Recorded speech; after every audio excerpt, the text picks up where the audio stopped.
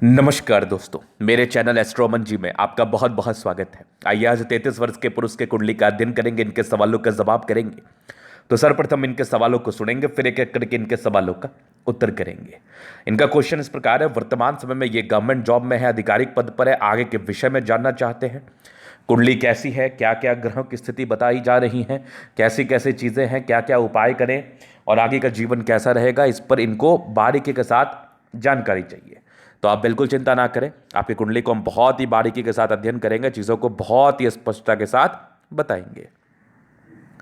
तो सबसे पहले कुंडली देखने से आप लगन को जरूर देखिए। कुंडली लगन किस लगन की कुंडली है, तो यहां पर एक लिखा हुआ है, तो एक का अर्थ होता है ये वाला एक, तो एक का अर्थ होता है मेष लगन या मेष राशि। तो इनकी मेष लगन की कुंडली है और इनके कुंडली में मंगल पर अगर आप गौर करेंगे तो इनका मंगल पर स्टार है, तो मंगल वक्री है। वक्री का अर्थ होता है 3 गुना ज्यादा फल देना। कुंडली में 2 टाइप के ग्रह होते हैं, एक योग कारक होते हैं, एक मारक होते हैं। योग कारक का अर्थ हुआ जो आपके लिए शुभ फलदायी है, मारक का अर्थ हुआ जो आपके लिए अशुभ फलदायी है। अगर कोई ग्रह वक्री हो जाता है, चाहे वो योग कारक हो या मारक हो, उससे फर्क नहीं पड़ता, वो 3 गुना ज्यादा फल देता है। 3 गुना ज्यादा बल से वो फल देता है। इसका अर्थ ये हुआ कि अगर आपका मंगल शुभ फलदायी हुआ तो वो 3 गुना ज्यादा शुभ फल देगा, अगर आपका मंगल अशुभ फलदायी हुआ तो 3 गुना ज्यादा अशुभ फल देगा। इसका अर्थ ये हुआ। अब इस कुंडली के हिसाब से अगर मैं राशि की बात कर लूं, तुला राशि है। चूंकि मंगल द्वादश भाव में है तो एक प्रकार से ये मंगला जरूर हो गया अपने कुंडली के हिसाब से, लेकिन आंशिक रूप से है, तो वो तो मैं आगे विचार करूंगा कि मंगल दोष कितना ज्यादा हावी है। क्योंकि कभी कभार अगर मंगल योग कारक हो, मतलब शुभ फलदायी हो, और उसके बाद वो किसी कंडीशंस पर, कंडीशंस ये होता है अगर मंगल लगन में रहे, चतुर्थ में रहे, सप्तम में रहे, अष्टम में रहे, द्वादश में रहे, तो हम मंगल दोष मानते हैं। लड़के की कुंडली पर मंगला, लड़की कुंडली पर मंगली। लेकिन अगर मंगल योग कारक रहे, शुभ फलदायी रहेगा, तो वो दोष कभी नहीं बनाएगा। ये लोग नहीं समझते और बहुत प्रकार से कैंसिलेशंस भी होते हैं, तो वो तो हम आगे विचार करेंगे।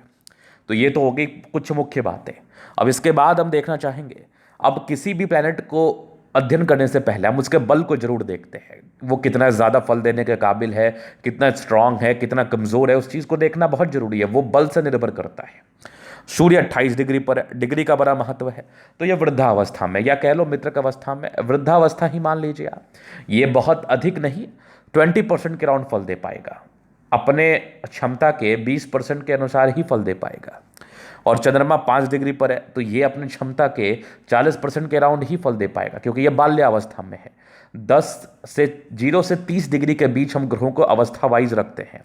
0 से 10 डिग्री आपका बाल्यावस्था हो गया, 10 से 20 आपका वृद्धावस्था, युवा अवस्था हो गया। हम अगर युवा रहते हैं तो हम ज़्यादा कार्य कर पाते हैं, इसलिए युवा अवस्था में कोई भी प्लैनेट 100% फल देता है। 20 से 30 डिग्री के बीच का ग्रह वृद्धावस्था में होता है, तो वृद्धावस्था में जातक या फिर कोई भी ग्रह ज़्यादा अच्छा परिणाम नहीं दे पाते। लेकिन यहां पर भी एक कंसेप्ट की बात है। कंसेप्ट ये है, मान लिया जब मैं महीने का करोड़ रुपया कमाता हूं, मेरी क्षमता है महीने की करोड़ रुपए कमाने की और मैं कमा रहा हूं। अगर मैं अपने क्षमता के अकॉर्डिंग 10% ही फल देता हूं तो मैंने 10 लाख तो दिया। समझ रहा मेरी बात, मैंने 10 लाख तो दिया। अगर कोई व्यक्ति 100 रुपये ही कमाता है, अगर वो अपने क्षमता के अनुसार फल देगा तो वो 10 रुपये ही दे पाएगा, अगर 10% की हम बात कर रहे हैं तो यहां पर बल तो मायने रखता है, लेकिन ये याद रखना है कि सूर्य की क्षमता कितनी है वो मैं आगे विचार करूंगा। कितना ज्यादा शुभ फलदायी है, कि किस ग्रहों से दृष्टिगत संबंध में, युतिगत संबंध में, वो मैं आगे विचार करूंगा। तो इसलिए अगर कोई प्लैनेट कम ही फल देने के काबिल है तो घबराने की आवश्यकता नहीं है। उसकी क्षमता क्या पता अरबों देने की हो, वो आपको करोड़ रुपये तो ले जाएगा कम से कम। तो ये कंसेप्ट की बात होती है, तो ये समझने की चीज़ है। अब मंगल 15 डिग्री पर है, तो ये इंडिकेट कर रहा है कैसे मंगल 100% फल देंगे डेफिनेटली। बुध 24 डिग्री पर है, ये भी लगभग आपका 80% फल देगा। गुरु 12 डिग्री पर है, ये भी लगभग 100% देगा। शुक्र 13 डिग्री पर है, ये भी 100% देगा। शनि आपका 2 डिग्री पर है, तो ये लगभग 30-35% के राउंड फल देगा। और 19 डिग्री पर राहु और केतु है, तो ये 100% फल देगा। तो अब तो ये तो हो गई बात बल के विषय में। बल को समझना जानना बहुत जरूरी होता है। अब हम थोड़ा ग्रहों पर विचार करेंगे। मेष लगन के व्यक्ति संभवतः सिर दर्द के पीड़ा से, पेट की समस्या, अपच की समस्या, वायु संबंधी समस्या, इस प्रकार के समस्या से ये लोग थोड़े परेशान रहते हैं, बवासीर की प्रॉब्लम। हालांकि ये तो सबके लिए एप्लीकेबल है। मेष लगन तो करोड़ों अरबों लोगों का होगा, तो ये सभी के लिए एप्लीकेबल है जो इस लगन में जन्म लिए होंगे। इसलिए इस जनरल प्रेडिक्शंस को महत्व नहीं देते। अब जो आपके प्लैनेट्स जहां जहां बैठे हैं, जिस जिस हाउस में बैठे हैं, किसको किसको देख रहे हैं, उसको हम ज़्यादा महत्व देते हैं। उस पर हम विचार करेंगे अभी। अब सबसे पहले हम सूर्य पर विचार करेंगे। सूर्य पर यहां पर 5 लिखा हुआ है, तो सिंह राशि में, स्वराशि अपने ही राशि में है। भले ही डिग्री वाइज कमजोर है, मैंने एक कंसेप्ट की बात करी थी ना आपसे कि अगर डिग्री वाइज कमजोर भी हो तो कोई फर्क नहीं पड़ता है, वो किस घर में बैठा है, कितना पावरफुल है, वो ज्यादा महत्व रखता है। अब सूर्य स्वराशि में है, अपनी ही राशि, अपने ही घर में बैठा है, तो अपने घर में तो कुत्ता भी शेर होता है। मतलब सूर्य आपके लिए शुभ फलदायी है। ये गवर्नमेंट जॉब के योग तो ये बना ही रहा है, डेफिनेटली बना रहा है। अब बहुत से लोगों का ये भ्रम है कि सूर्य के साथ केतु हो जाए तो ग्रहण दोष बनाता है। ऐसा कुछ नहीं होता है। कभी भी ग्रहण दोष तभी बनेगा, कभी भी वरीड वाला दोष तभी बनेगा जब कोई ग्रह किसी राहु के साथ बैठा हो। चाहे सूर्य राहु के साथ बैठा हो, मंगल राहु के साथ बैठा हो, चंद्रमा राहु के साथ बैठा हो, तभी जाके ग्रहण दोष एप्लीकेबल होगा। केतु के साथ वैसे कोई दोष नहीं बनता है। इसलिए इस बात को दिमाग में रखिए आप। तो सूर्य 5वें घर का स्वामी है, 5वें घर में बैठा है, तो ये बड़ी अच्छी स्थिति में है। संतान बड़े पराक्रमी होते हैं इन लोगों के, इस बात में कोई संदेह नहीं है। और ऐसे व्यक्ति भी सरकारी क्षेत्र से धन लाभ करते हैं और लाइफ में बहुत तरक्की करते हैं। सूर्य की अच्छी कृपा है आपके ऊपर। सूर्य बहुत बढ़िया कंडीशन में है। हाँ, डिग्री वाइज कमजोर है, तो इसके लिए एक मानक रत्न, मानिक रत्न, रूबी, ये रत्न आपके लिए दिन दुगुनी रात चौगुनी करने वाला फल लाएगा। मतलब आप इतने ज़्यादा तरक्की करेंगे अपने लाइफ में, इतना ज़्यादा आपको अचीवमेंट मिलेगा कि आप सोच भी नहीं सकते। मानक रत्न आपके लिए अति अति लाभकारी रहेगा। मानक रत्न आपकी ज़िंदगी में बहुत बड़ा परिवर्तन लाएगा। मानक रत्न आपको बहुत बड़े पद की तरफ ले जाएगा। मानक रत्न आपको मानसिक शांति भी प्रदान करेगा। सूर्य के लिए एप्लीकेबल स्टोन आपको जरूर पहनना चाहिए। अब हम चंद्रमा विचार करेंगे। चंद्रमा यहाँ 7 लिखा हुआ, तुला राशि में, समांतर राशि में, चौथे घर का स्वामी है, 7वें घर में बैठा है। तो गाड़ी मकान घर के सुख का स्वामी होके सप्तम भाव में बैठना अच्छी स्थिति है। ऐसे जातकों का लव मैरिज होता है। चंद्रमा आपके लगन को देख रहा है, पर्सनैलिटी बड़ी अच्छी होती है इन लोगों की। और चंद्रमा लगन को देख रहा है तो जातक का घर से दूर का मूलतः कैरियर होता है। और जातक बहुत आगे बढ़ते हैं अपने लाइफ में, पर्सनैलिटी वाइज भी अच्छे होते हैं, पैसे की फ्लो भी जिंदगी पर बनी रहती है। अब मंगल पर विचार करेंगे। लग्नेश प्रभावित है, लेकिन यहां पर एक कंडीशन है, बताता हूं। मंगल बैठा है द्वादश भाव में, 6ठा, 8वां और 12वां, ये खराब घर है। 6ठा रोग ऋण कर्जा का घर है, 8वां मृत्यु कारक स्थान है, और द्वादश भाव भी खर्चा का घर है। तो अब इस घर का मालिक अगर इस घर में बैठ जाए, अगर चोर अपने ही घर में बैठ जाए तो वो तो शेर के बराबर है फिर। तो यही वाली बात है कि मंगल आपका क्या हुआ है, लग्नेश है, लगन का स्वामी है, रूप रंग सुंदरता का मालिक लगन का स्वामी मंगल है। तो ये लग्नेश अगर द्वादश भाव में बैठे तो ज्यादा खर्चीले प्रवृत्ति के होते हैं, खर्च होता है, कैरियर लेट से स्टार्ट होता है, कैरियर स्टार्ट करने में बहुत मेहनत करना पड़ता है। ये तो एक साइड इफेक्ट दिया। दूसरा, ये अष्टम भाव का स्वामी भी मंगल है, मतलब मृत्यु कारक स्थान का स्वामी होके बहुत ही अच्छे कंडीशन में मीन राशि में मित्र के घर में बैठा है, ये द्वादश भाव में। तो ये विपरीत राजयोग बना दिया।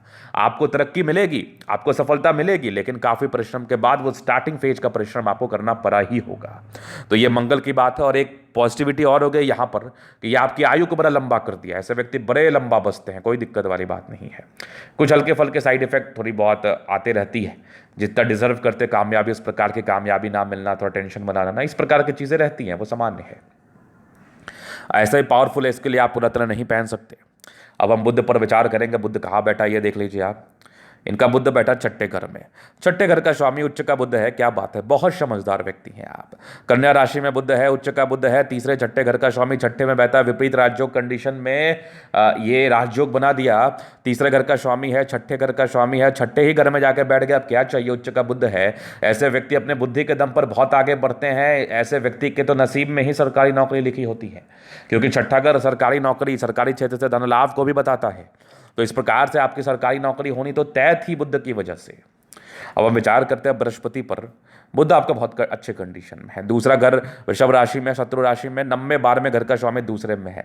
तो 9वां घर भाग्य स्थान होता है, ये दूसरे घर में बैठ गया, बहुत ही अच्छी स्थिति में बैठ गया, बहुत ही अच्छी स्थिति में। और 12वां घर है, थोड़ा खर्च क्या घर है, वो दूसरे घर में बैठ गया तो खर्च तो होगा, लेकिन पैसा भी बहुत आएगा। अब बृहस्पति डिग्री वाइज भी बली है, लेकिन फिर भी मैं आपको एक पुखराज रत्न रिकमेंड करूंगा। एक पुखराज और एक मानक कमाल का चमत्कारी फल आपके जीवन पर लाएगा, जबरदस्त। बाकी मैं डिस्कस कर लूंगा आपसे, बहुत चमत्कारी फल आपके जीवन पर लाएगा ये दोनों रत्न, बहुत ज्यादा एक्सट्रीम, बहुत जबरदस्त। और बृहस्पति की दृष्टि छठे भाव पर है, सरकारी क्षेत्र से धन लाभ तो होना ही था। आठवें भाव पर है, 10वें भाव पर है, कैरियर तो बली होना ही था, वैल्यूज मान सम्मान तो मिलना ही था। अष्टम भाव पर हो गया, आयु भी बड़ी लंबी कर दिया, जातक को जल्दी प्रॉब्लम नहीं होती, हल्की फुल्की पेट की समस्या चले तो चले, ये बहुत हो गया। अब हम शुक्र पर विचार करेंगे। शुक्र चौथे घर में कर्क राशि में बैठा है और शुक्र शत्रु राशि में है, दूसरे साथ में घर का स्वामी चौथे में, क्या बात है। वाइफ थोड़ी सी बीमार रहती है इनकी, चूंकि शत्रु राशि में शुक्र बैठ गया, सप्तम भाव कारक पत्नी कराक स्थान का स्वामी होके, तो पत्नी थोड़ी बीमार रहती है, लेकिन दूसरे घर का भी स्वामी है, लेविज लाइफ रहती है, धन अनाप शनाप आता है, लग्जरियस लाइफ बिताते हैं, घर मकान एक से अधिक होता है, इस बात में कोई संदेह नहीं है। तो शुक्र की स्थिति बड़ी अच्छी है, दसम भाव को देख रहा है, कैरियर एकदम लग्जरी टाइप होगा, जातक एकदम एकदम प्रोफेशनली बहुत ज़्यादा स्ट्रांग होंगे और जातक का जिंदगी कंफर्टेबिलिटी के साथ बीत जाएगा। शुक्र बड़े अच्छी स्थिति में है। अब हम शनि पर विचार करेंगे। शनि 10 में, शनि कहाँ बैठा ये देख लो आप, शनि बैठा 9वें भाव में, क्या बात है। 10 में 11वें घर का स्वामी, 9वें में, गजब का कुंडली है आपका, मजेदार कुंडली। 10वां घर रिप्रेजेंट करता है कैरियर, 9वां घर रिप्रेजेंट करता है, 11वां घर रिप्रेजेंट करता है सोर्स ऑफ इनकम। इसका मालिक होकर शनि बैठ गया जाके 9वें भाव में, थोड़ा डिग्री वाइज कमजोर है, लेकिन फिर वही बात है कि फल तो ये बहुत ही अच्छा देगा, चूंकि शनि की स्थिति बड़ी अच्छी है और शनि आपको अनाप शनाप पैसा देगा। एक से अधिक घर बनाओगे आप, जीवन में कहीं कोई दिक्कत नहीं, आगे ही बढ़ते रह जाओगे।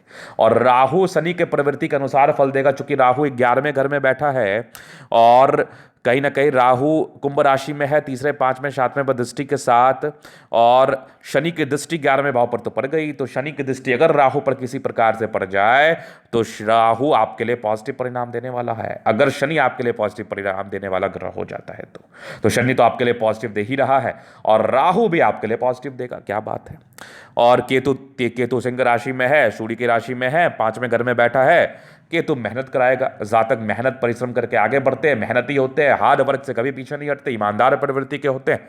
तो राहु केतु की भी स्थिति बड़ी अच्छी मुझे दिख रही है आपकी कुंडली पर, तो कुंडली लाजवाब है। बाकी दो जो उपाय दिया है, इसके अलावा कुछ और करने की आवश्यकता भी नहीं है।